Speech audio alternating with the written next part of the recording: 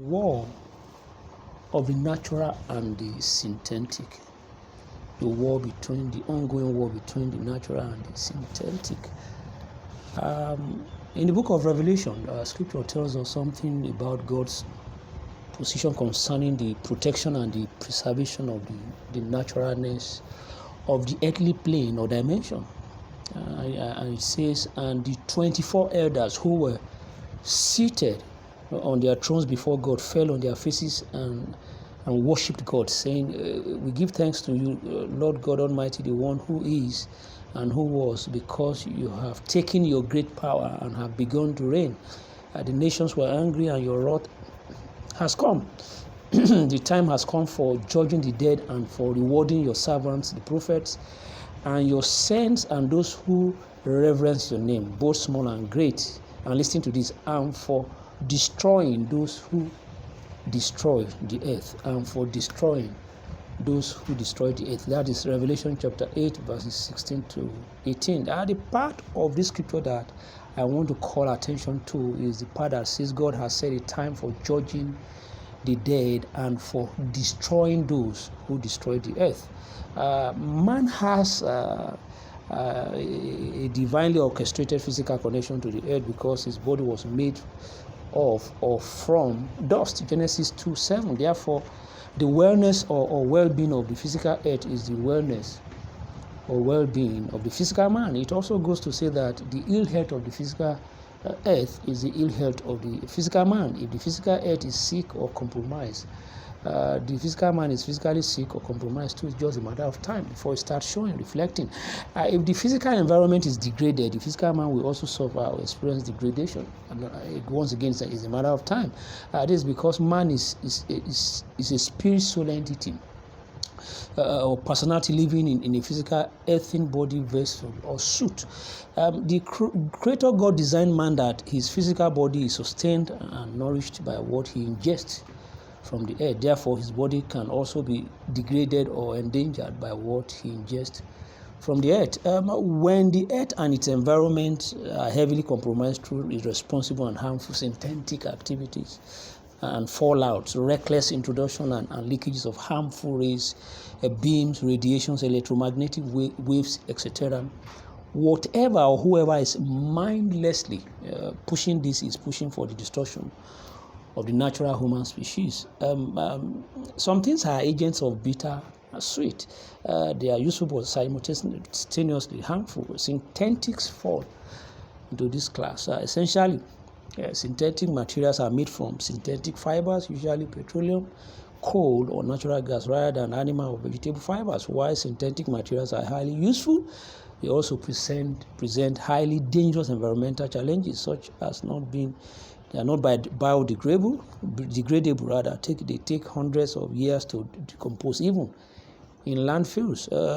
They poison and destroy the purity and naturalness of soil, water, air, food, and now the human body, spirit, and soul. Though in standard or technical scientific language, synthetic is usually reserved for man-made physical materials or chemical substances. However, under this discussion, I'm widening the synthetic net to include other man-made or man-induced physical or virtual products and processes.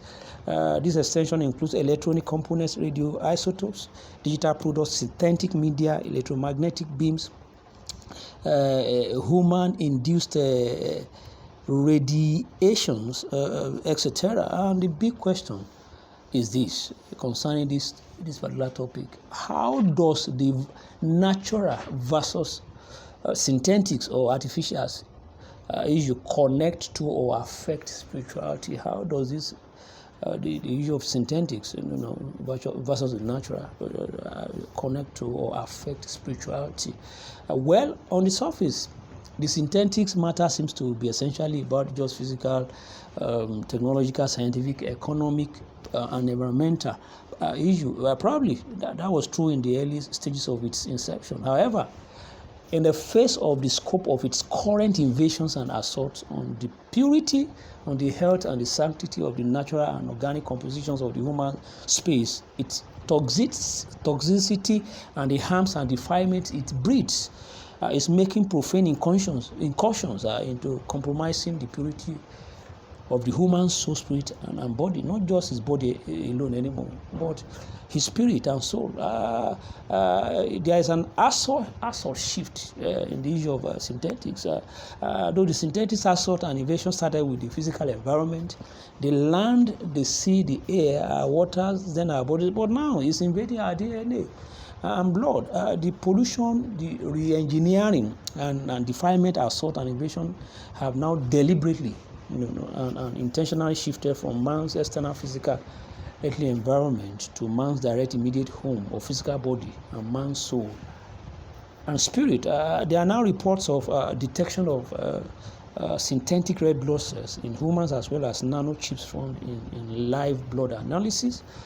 At this point, man's spiritual composition is being assaulted, invaded, and defied. This is where the spiritual enters into the war arena of this matter. God told Moses, he said, the life of every creature is its blood.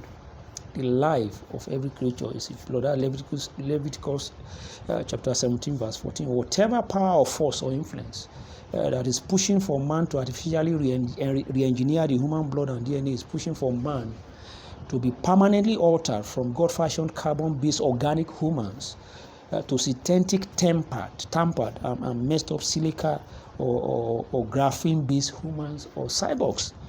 A silica or graphene-based or digitally interface human is no longer a descendant of Adam. It's no longer a descendant of Adam. It is no longer a natural man made in the image and likeness of God. This is probably the fundamental reason why Scripture says those who receive the mark of the beast cannot be redeemed by the blood of Jesus Christ, that they are condemned to eternal destruction. That's Revelation 14:9-12. Obviously, whatever the mark of the beast does to the human body, spirit, and soul, it definitely permanently alters the genetic makeup of that human, such that it's no longer a biological human. And our Lord Jesus Christ died to redeem only biological humans, not cyborgs. Being a cyborg is no compliment or advancement. All these incursions, they are not advancement. They are destruction and degradation. Is insult, desecration and degradation. This is because man, as spirit, soul, and body, deliberately was made in the image and likeness of God, the creator of the heavens and the earth, and he is somehow sacred because it's made in image and likeness of a sacred God. Scripture emphasizes on this. It says, don't you know that you yourselves are God's temple and that God's Spirit lives in you? If anyone destroys God's temple, God will destroy him. For God's temple is sacred and you are that temple. 1 Corinthians 3:16-17.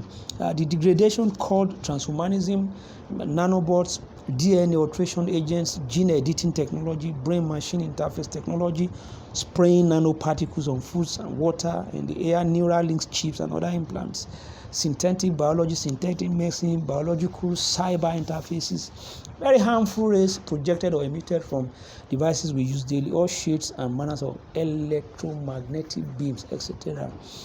Irresponsibly and massively deployed, these synthetics, these electronics and digital loads are polluting, altering, and defiling and destroying our organic and biospace, including our body, spirit, and souls. And unfortunately and disturbingly, these artificial invaders do not carry biological or organic life. Instead, they are pollutants, they are defilers, agents, and fast trackers of the death of the biological and organic life, and ultimately the corruption of spiritual life on earth. And there's another idolatry part to this whole, advancement synthetic issue.